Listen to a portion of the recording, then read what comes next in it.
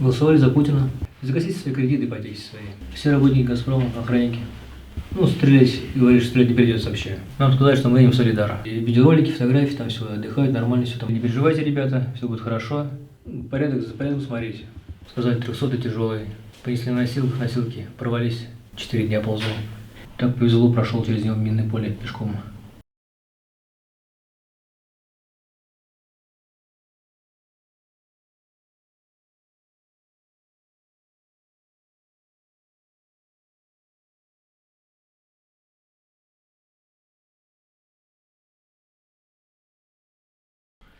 Это у нас называется охрана объектов, газовод, охраняем трубопровод, который проходит по области, по всей, по районам. То есть мы работаем по трубопроводу, охраняем от врезок, чтобы не было врезок, следим за, за всем имуществом, которое находится там.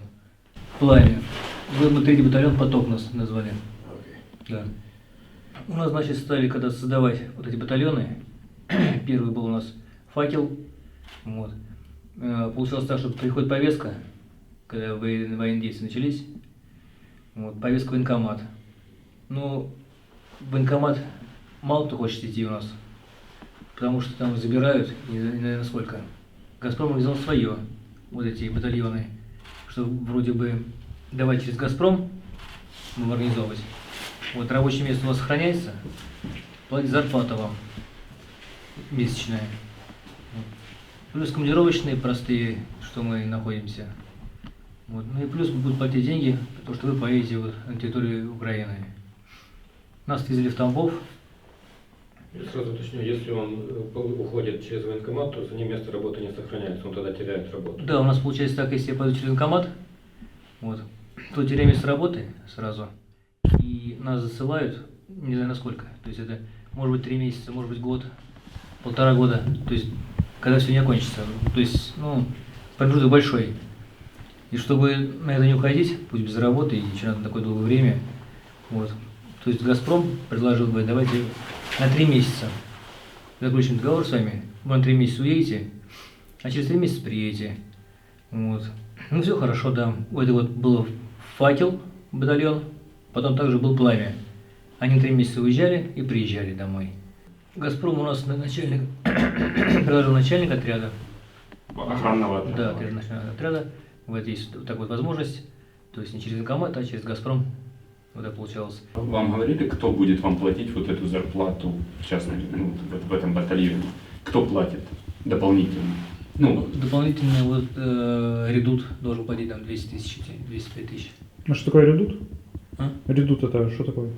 Ну, вот это компания частная, которую нам контракт дали подписать. А вам сказали, что это за военная компания? Откуда она? Кто ей управляет?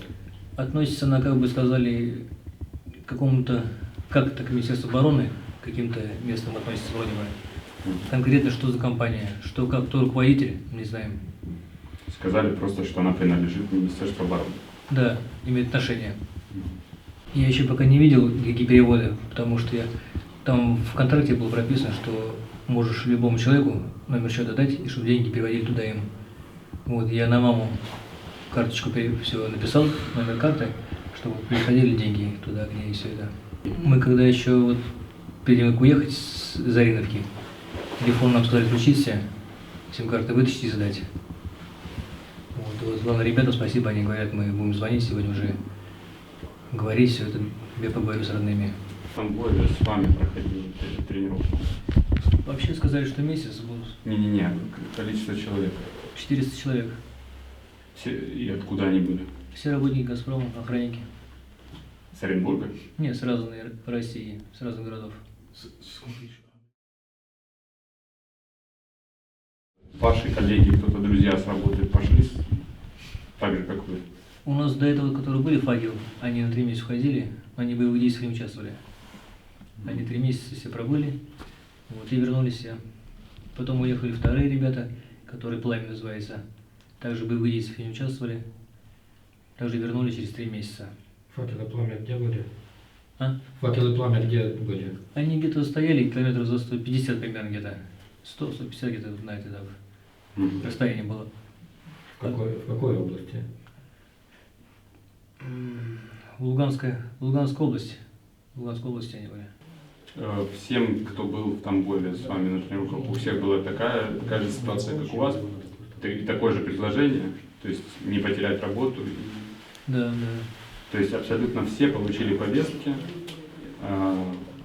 и у них был выбор либо пойти в армию обычную, либо такой. То есть все были в Ну одинаковых. вот 4 человека, 400 точно не знаю, потому что там со всеми общались, но в основном, да. То есть Ну, а таких, яким понравилась яка-то воєнна движуха і хотіли б піти освобождати там другу страну, були такі якісь, а що, ну, по своїй ініціативі? Нет, чтобы там пойти куда-то что-то освобождать там. добровольцев там не было, были только те, кому пришли повестки, Тогда и у них был вот этот выбор. да, выбор был. Объясни про кредиты, что многих финансовые обязательства по кредитам. Да, у многих кредиты еще, ипотеки, поэтому люди все в долгах. В Тамбове вас тренировали сколько времени? Месяц нас тренировали, мы были на полигоне, ходили, стреляли из автоматов. А чому вас тренували? Яким-то тактическим действием или просто як оружие держать? Или... Нас вначале стреляли по мишеням, потом с колена, лежа. И получали нас работать двойками, тройками, вперед-назад, отходить, вперед-назад. Больше ничего. Ну, то есть каким-то минимальным штурмовым действием вас обучали, да, я так понимаю? Только вот по полю вперед и назад ходьба. В двойках, в тройках. Что? А кто вас тренировал? Тренировали военные люди. Но мы звание не дали, военная часть была, какая они нам не говорили. Просто в форме, без познавательных всех этих знаков.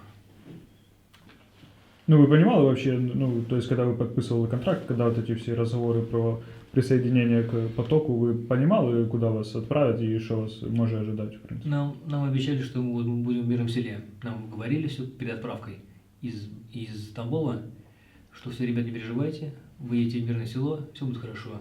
На передовую вас никто не бросит, то есть вести боевые действия вы не будете.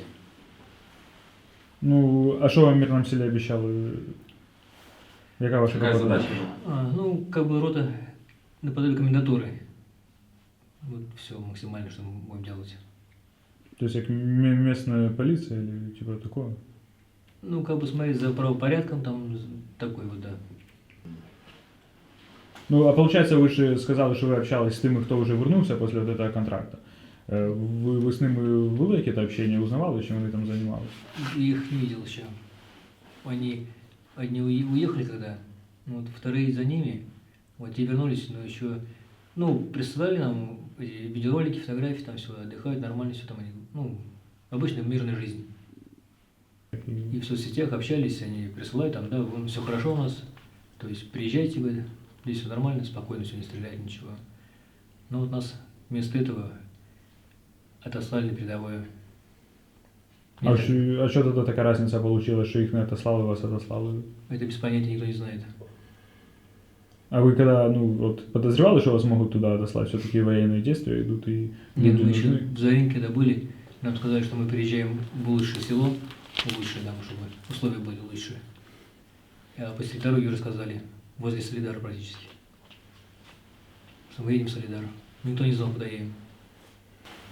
Первые предложения о частных компаниях, которые вот ваши коллеги получили, когда это началось? Самые первые, вот эти факел, пламя и так далее. Самые-самые первые. Сам первый, ну, где-то, наверное, в году 22-м, наверное, началось это. Конец 22-м, наверное, ближе к концу 22-го года. Уехали на 3 месяца. Потом под пламя поехала. Ну, в конце 22-го года.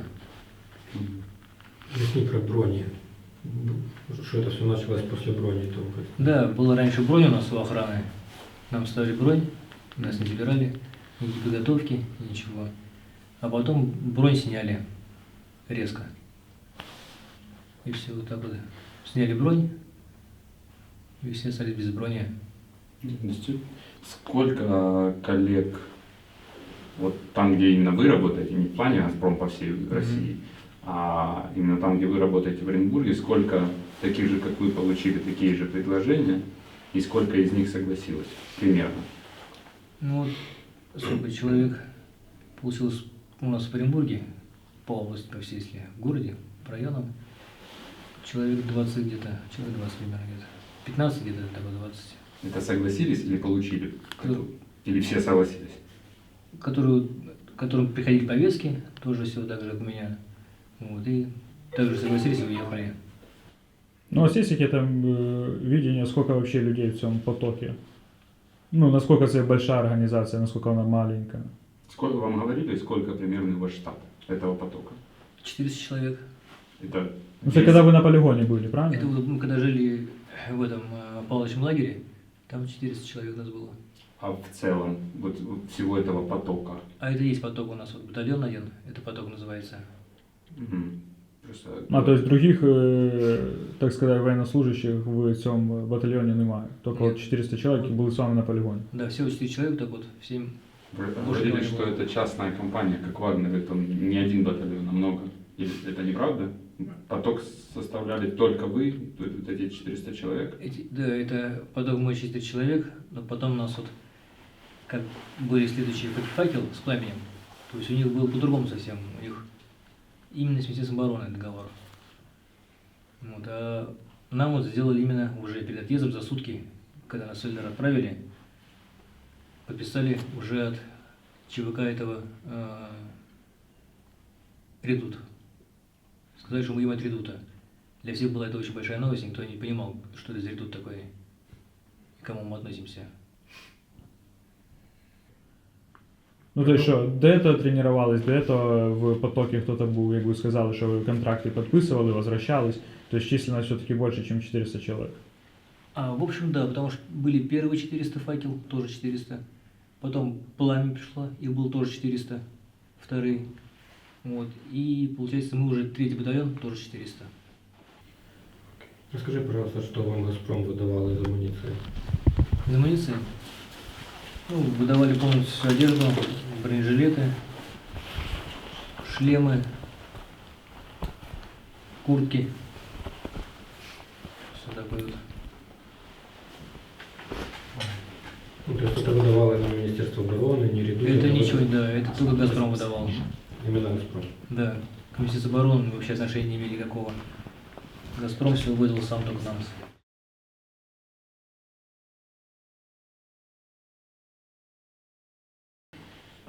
Когда началась война полномасштабная, много людей из России уехало. Вы об этом думали когда-то? Уехать? Да нет, у меня была работа, мама, дочка, не думал об этом. А ваша дочь знает, где вы, что вы живы? Пока еще нет, еще не знает. Вы просили об этом, чтобы связаться с ним? Да, я просил, позже свяжемся, поговорим по телефону, что связь будет нормально. Буду разговаривать уже со своими близкими. А вам сообщили, что с вами будет дальше? Да, меня передадут, обмен пленами будет. Вы хотите на обмен? Да. Город Москвец. Бювет минеральных вод был в детстве. Нет, у меня болели почки, и нас отправляли на лечение минеральными водами. А когда вы направлялись сюда уже сейчас, будучи солдатом, вы вспоминали о том месяце, что вы провели в Украине? Да, Прошлое. было время, вспоминал. И что вы думали по этому поводу? То нужно вернуть это время, чтобы также можно спокойно было ездить и отдыхать без опаски. Вот это хочется. 24 февраля прошлого года, когда это все началось, где вы были? Прошлого года 22-го. 24 февраля, 22 года, 24 февраля, Ну, когда СВО когда это СВО объявили. Ну, когда объявили, дома был, в Оренбурге. Ну, телевизор смотрели, ну, понимали, да, что происходит? Да, что происходит, что начались военные действия, да, это слышал по телевизору.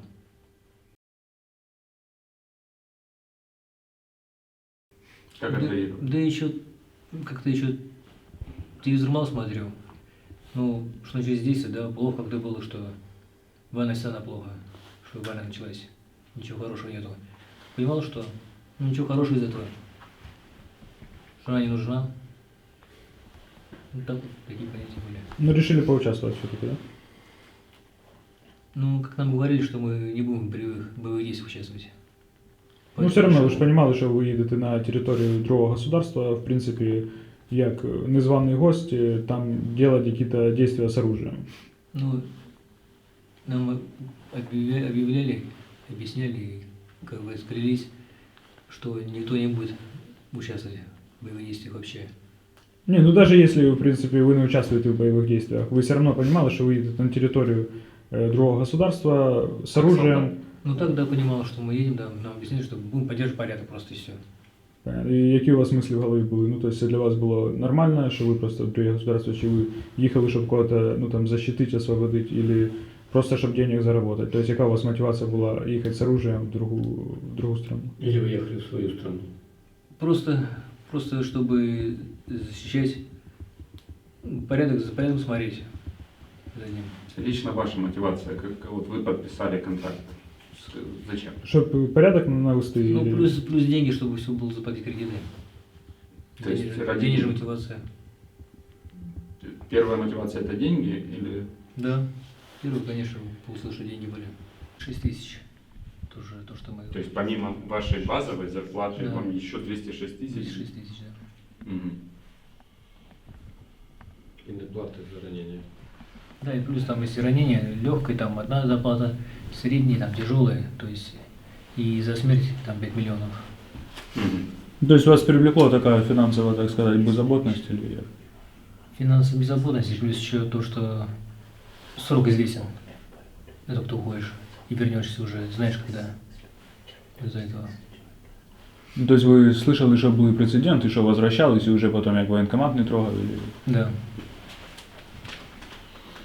А что у вас с руками, скажите? Это осколочное ранение. Покажи им надпись, пожалуйста. Опухшие почему такие? Не знаю. Покажи им ранение. Ну, ноги. М? Ноги покажи, пожалуйста.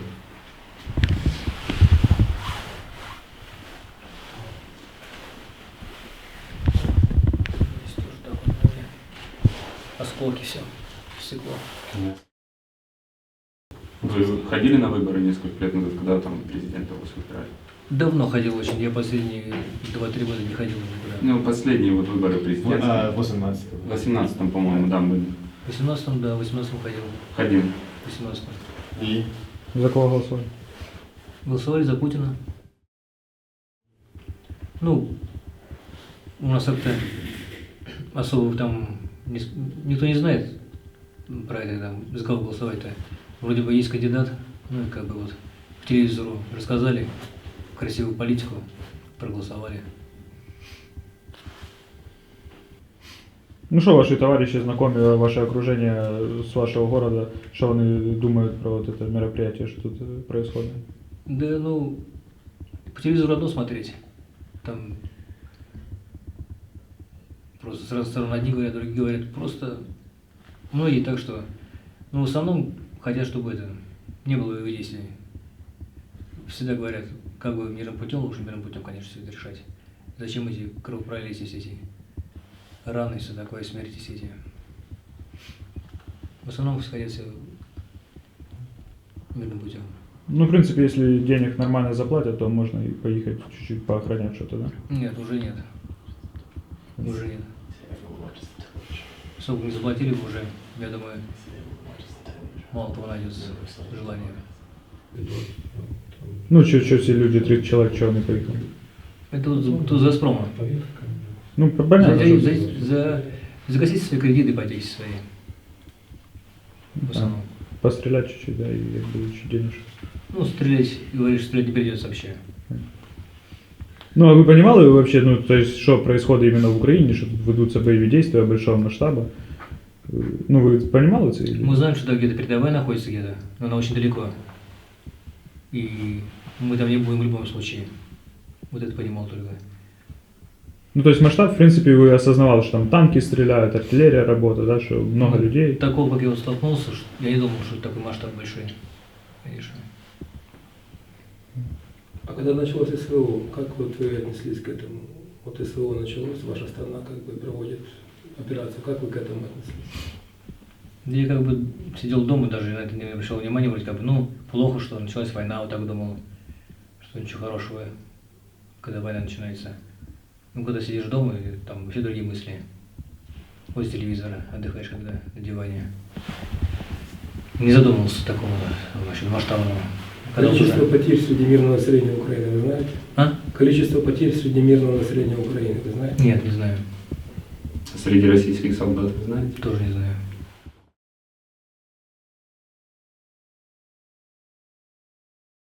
Значит, мы приехали туда примерно так, февраль, где-то середина февраля примерно середина февраля где-то было. Мгм. Вот. Нас собирали в учебный центр, был в Тамбове, город Тамбов.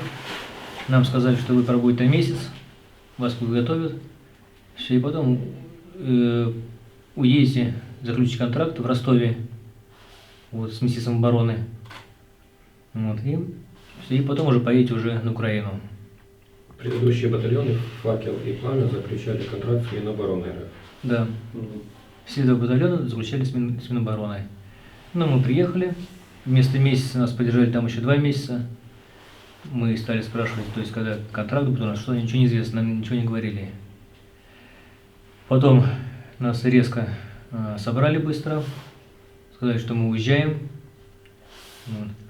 И мы с Тамбова поехали на автобусах на аэродром военный, а оттуда уже в Ростов полетели в самолете.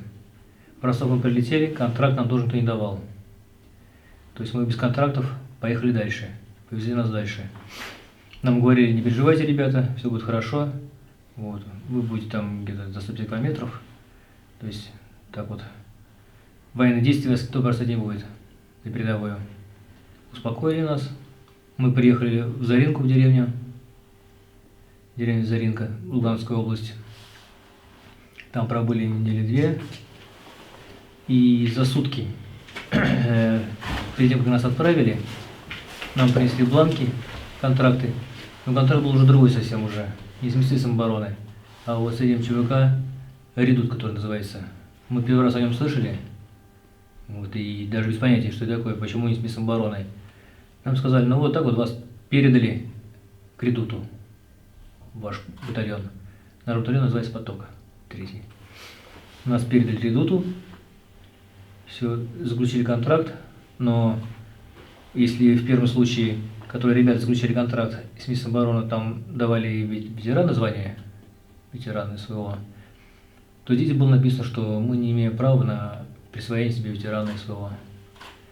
Контракт, Да, который и срок сразу изменился на 6 месяцев. То есть те предыдущие два батальона, они уезжали 3 месяца, вот, а у нас было прописано 6 месяцев, не считая 2 месяца, что мы были еще в учебном центре в Тамбове. Получается уже 8 месяцев мы должны уже.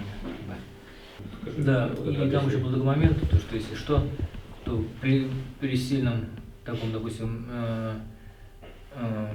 обстоятельствах Министерство обороны может продлить еще там на 2 месяца контракт этот. Плюс еще на 2 месяца. Ну все, мы подписали все это. И нас в ночь повезли на машинах. И мы только посередине дороги сказали, что нас везут в мирное село. Мы должны быть в мирном селе. Ну, ходить в караулы, как бы там за порядком смотреть, там такое все это. Вот. И посередине дороги уже ближе город забыл, Солидар, уже осталось где-то час езды до него. Нам сказали, что мы едем в Солидар. Никто об этом не знал. Нас привезли в Солидар. Там был разбитый массивный частный сектор такой, ну, типа коттеджного поселка, наверное, тоже дома все были разбиты. Мы пробыли там полдня. Ну, наших командиров никого не было. Был один командир зам взвода, зам командир роты был, командир взвода был, и все. Остальных мы никого не видели, ни комбатов наших, ни замов, никого. Ну, подошел человек потом, командир взвода сказал, мне нужны ребята, вот 5 человек, я их забираю срочно на позиции. Нас забрали, погрузили в машину, перевезли в другой район. Уже было строения такие пятиэтажные разбитые. Вот. Разбит пятиэтажка, нас поселили в подвал. Мы там до 12 где-то ночи просидели в подвале. Сказали, вечером вас заберут. В 12 часов пришли за нами, сказали, срочно давайте собирайтесь, поедем дальше. Нас погрузили в машину опять. Вот. Ехали мы ночью, темно, по проселочной дороге, по полям где-то. Потом высадили и пешком шли минут где-то, наверное, 30 еще. Минут 30-35 мы шли пешком еще где-то по лесам, где нас куда-то вели. Вот в 5 часов утра мы пришли, в лесу оказались. Там были вырытые позиции, окопы. Сказали, вот давайте здесь и занимайтесь копать окопы. Мы 2,5 дня вот, целым днем копали окопы, окапывались. И с нами был еще, как сказать, представитель ЧВК, они там стояли, Багира. Именно Вагнера. Да, они сказали, мы уйдем. То есть не то, что уйдем, а когда их подняли ночью, сказали, мы уходим. Их подняли ночью, там уже часа, может быть, было где-то 2 примерно. Вот. За ним тоже пришли. Они по рации сообщили, что срочно собирайтесь, час-полтора уже, надо выезжать куда-то. Они все собрались, у них рации были, средства связи, все, они все забрали, ушли. Мы остались одни, без связи, без ничего, без старших. Вот. Ждали рассвета. Часа через 2 пришли за нами. Шел парень тоже. Вот. Сказал, мы становимся вместо вас, а вас перебрасываем на другие позиции. Нас собрал, нас было 2, 3, нас было 5 также.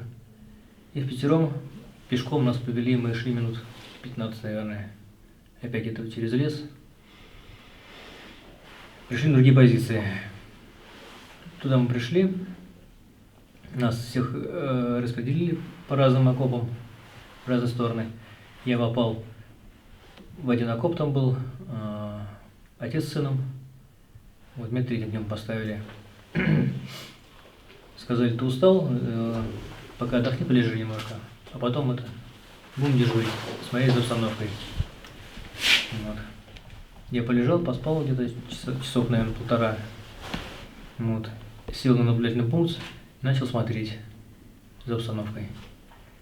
Вот начался минометный обстрел. Это оказалась передовая, которую мы даже не знали, что мы на ней. Начался минометный обстрел очень сильный.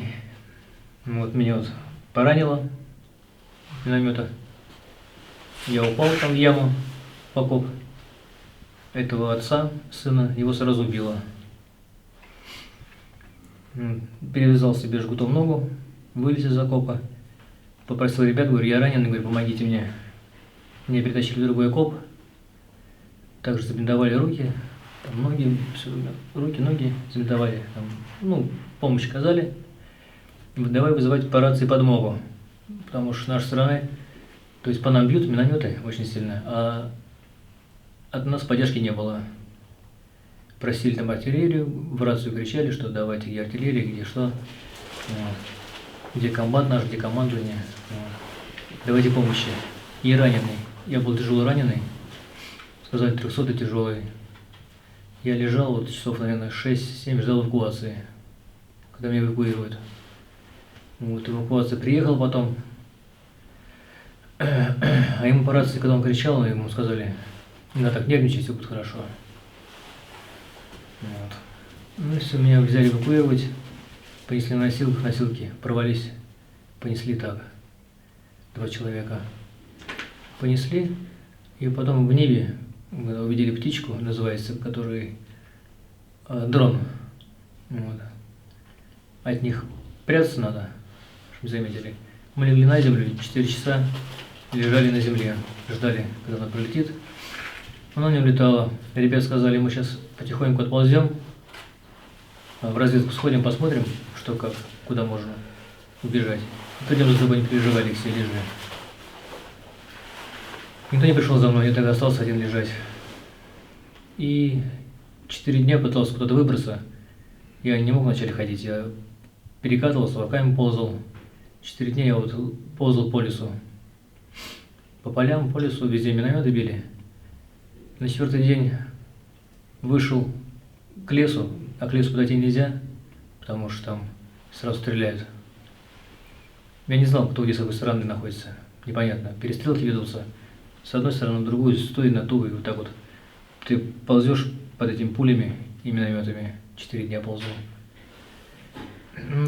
3 дня еще нормально, потом я не кушал, ничего не ел, не пил. 4-й день вот начал вот, листья потихоньку кушать с деревьев и воду с травой пил. И уже 4-й день, когда настал, я пополз, опять увидел, вначале подошел к этому лесу, встал и начал кричать. Было уже тяжело, уже так силу, и особо было много, голос такой. Я показывал жестами, что вот так вот не стреляйте, говорю, я иду к вам. Вот. Меня из РПГ стрельнули. Но не попали, слава богу. Он взорвался там рядышком, я упал на землю сразу, оглушило. Опять пришлось ползти, чтобы еще раз не стрельнули, уже точно. Прополз до следующего леса, лесополосы. Прополз до нее, попросил там помощи. Я говорю, помогите, говорю. Вот я раненый. Там начали строчить с пулемета. Я опять пригнулся, упал. Ну и что делать, пополз дальше, к следующему лесу. Как-то надо было выходить было, потому что уже некуда деваться, все уже не знал, что делать уже. Ни влево, ни вправо. Пошел до следующего леса, выполз, там открытая местность, опушка совсем. У них там бой тоже ведется со всех сторон. Там вообще под прямым выстрелом оказался. Вот там еще пригнулся, лежал тоже, лежал, не мог встать. Мины с одной стороны летела, с другой, то есть разрывы. Дополз, смотрю, я уже дорогу потерял ту, по которой полз. Только чистое поле одно.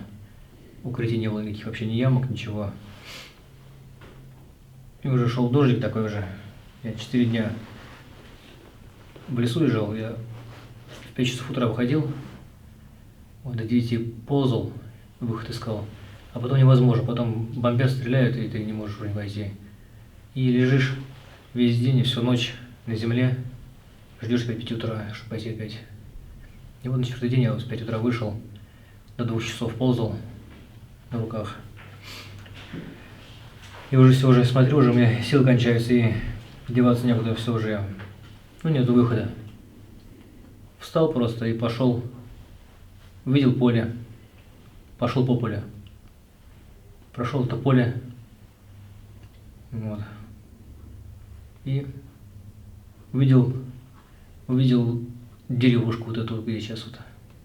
Увидел дома, понял, что здесь ребята украинцы, и решил к ним прийти, помощь просить. Ну, потому что дома были разломлены все, значит, жилые дома уже. Думал, что так здесь украинцы. Вышел на них, там ребята в окопе сидели, меня остановили. Все, привели, перевязали. Один раз привязали, в санчасть свезли, еще раз привязали, накормили. Ну, вот так вот получилось. А который я поле переходил, когда в полный рост встал, я 4 дня в полный рост рисовал. А я даже все встал и пошел просто. Ну, ребята сказали, что как ты откуда появился? Я говорю, вот через поле. Так оно вот заминированное все, это мины. Ну, так повезло, прошел через него минное поле пешком. Вот и добровольно-принудительно называется, как бы у нас. Получается, если повестка приходит с военкомата, вот, ну, как я уже до этого говорил, что уходишь не знаешь насколько, и без сохранения места рабочего, то есть зарплаты платится, то есть ты место потерял уже, и ты можешь уйти на 3 месяца, на 6, на год, ну, неизвестность, уходишь в неизвестность, так вот. А когда «Газпром» вот создал свои вот это батальоны, то есть как бы даже на 3 месяца, но уже не через военкомат, а уходишь через «Газпром», через эти батальоны. И именно только на 3 месяца уходишь. Но тебе платятся еще вот деньги, плюс зарплата тебе платится еще. Вот, и место сохраняется за тобой. Все, а если не хочешь, то у нас так отказался от повестки, начинаешь избегать, то есть тебе светит тюремный срок и увольнение с работы.